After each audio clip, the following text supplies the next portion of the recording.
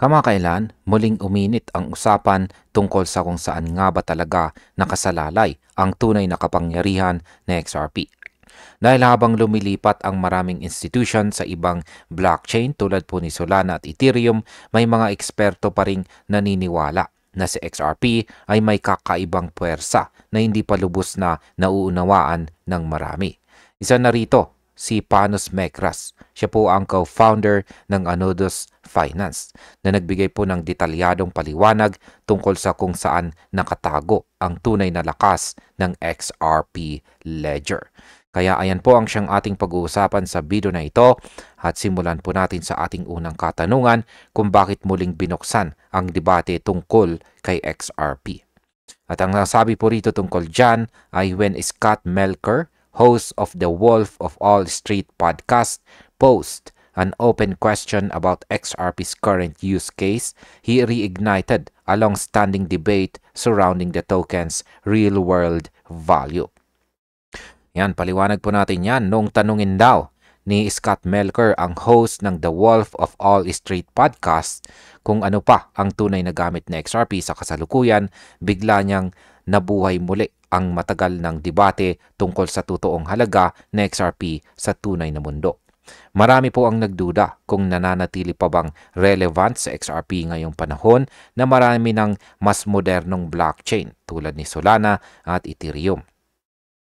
Sa market impact, kapag lumakas po muli ang interest ng mga tao sa use case na XRP, maaari itong magbunsod ng renewed confidence at posibleng pagtaas sa presyo dahil po sa hype at muling pagpasok ng mga investors. Sunod na tanong ay ano ang tanong na ibinato ni Ginoong Melker. Sabi rito, his inquiry was straightforward, with global institutions increasingly choosing other blockchains such as Solana and Ethereum for payments and stablecoin infrastructure. What role does XRP still play? Ayan. Ang tanong po ni Ginong Melker ay simple pero malalim. Kung ang mga global institution ay mas pinipili na ngayon ang mga blockchain tulad ni Solana at Ethereum para sa kanilang payments at saka stablecoin infrastructure, ano pa nga ba ang papel ni XRP? Sa madaling salita, gusto niyang malaman kung saan pa ginagamit sa XRP at kung paano ito naiiba sa iba. Sa market impact, ang ganitong mga tanong mula sa kilalang analyst ay kadalasang nagiging trigger ng usapan na nakakaapekto po sa market sentiment.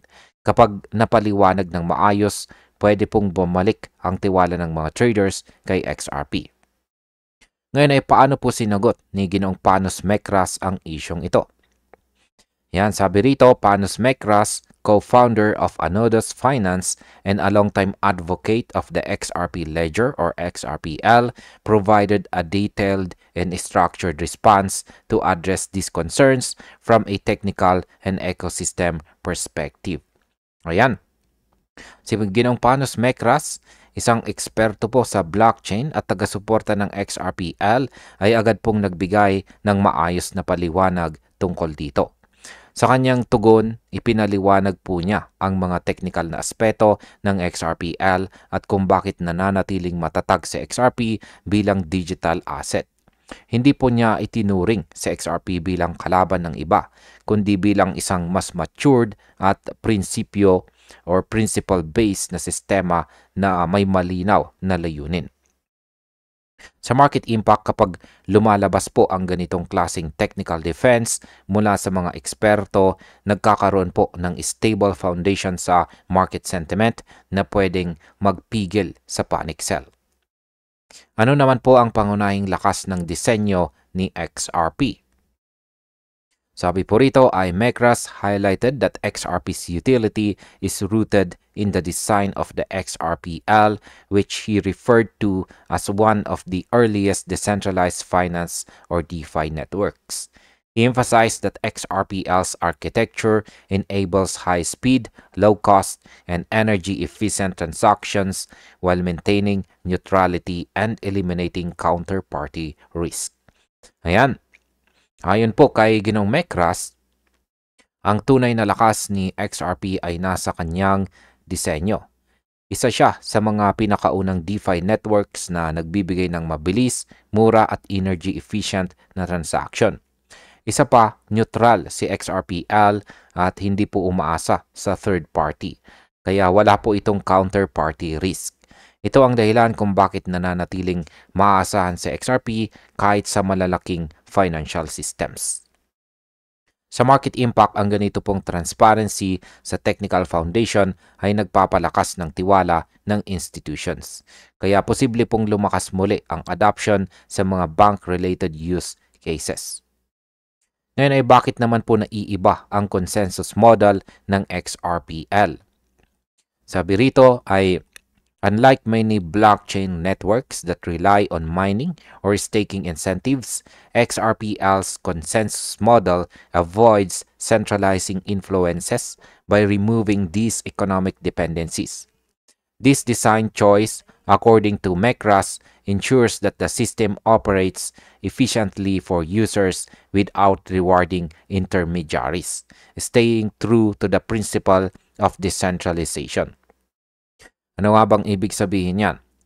Ang XRPL daw po ay hindi katulad ng ibang blockchain na umaasa sa mining o staking rewards.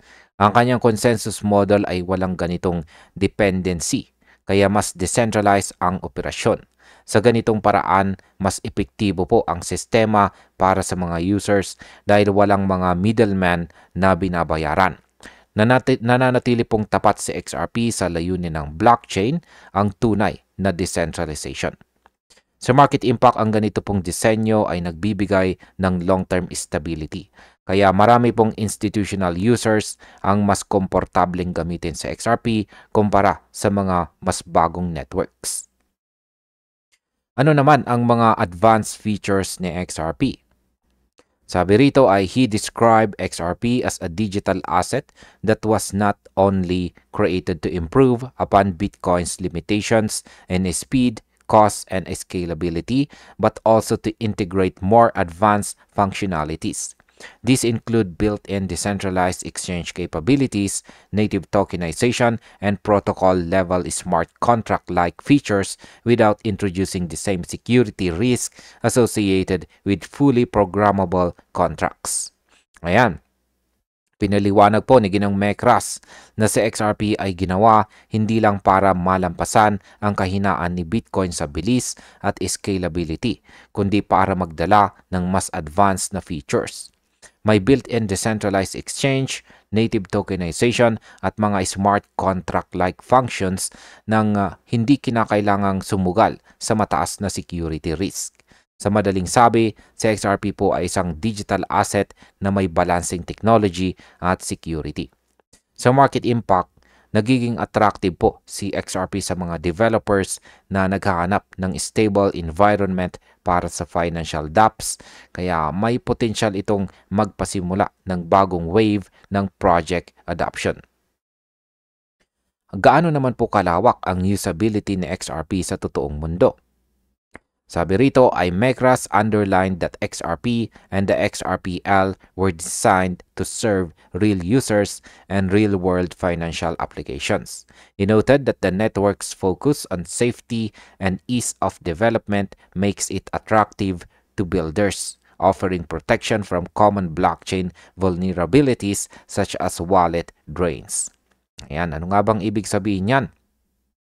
Binanggit po ni Ginong Mekras na si XRP ay hindi lang token para sa trading, kundi para po sa totoong gamit. Ang XRPL ay idinisenyo para sa tunay na financial applications tulad ng remittance, payments at asset transfers. May focus po ito sa security at dali ng development, kaya marami ang gustong magtayo ng mga project dito.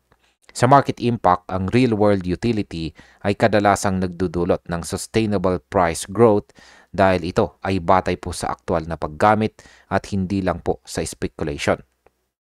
Ano naman ang papel ng community ni XRP? Sabi rito, beyond technology, he pointed to the XRP community as a defining strength, describing it as one of the most active and committed groups in the digital asset space, contributing to ecosystem growth and awareness. Ayan, dagdag pa ni Ginong Mecras, malaki po ang papel ng community na XRP sa kanyang lakas. Isa ito sa mga pinaka-aktibo at tapat na grupo sa buong crypto space. Patuloy po silang nagbibigay ng suporta, edukasyon at project na nagpapatibay sa ecosystem ng XRP. Sa katunayan, sila rin ang dahilan kung bakit buhay at maingay pa rin sa XRP kahit sa gitna ng matinding kompetisyon. Sa market impact, ang malakas po na community support ay nagbibigay ng psychological resistance sa price drops. Kaya madalas pong nakakabawi agad sa XRP pagkatapos ng bearish season. Ano naman po ang mga hamon at plano para sa hinaharap? Sabi rito, he acknowledged that the ecosystem is not without its challenges. The network needs to expand its total value lock or TVL, improve marketing, attract more quality projects, and strengthen its grant programs to sustain innovation. Ayan, aminado po si Ginong Mecras na hindi perpekto ang XRPL. Kailangan nitong palakihin ang total value lock, magpahusay sa marketing at magdala ng mas maraming dekalidad na project. Gayunpaman, naniniwala siya na unti-unti nang naaabot ang mga layuning ito. Ang XRPL po ay patuloy na umuusad at nakikilala sa mas malawak na market. Sa market impact, ang pagpapalakas po ng TVL at marketing ay direktang makakaapekto sa demand ng XRP token, kaya posible itong magbigay ng upward pressure sa presyo. Bilang panguling katanungan ay ano naman ang layunin at mas malawak na pananaw ni XRP.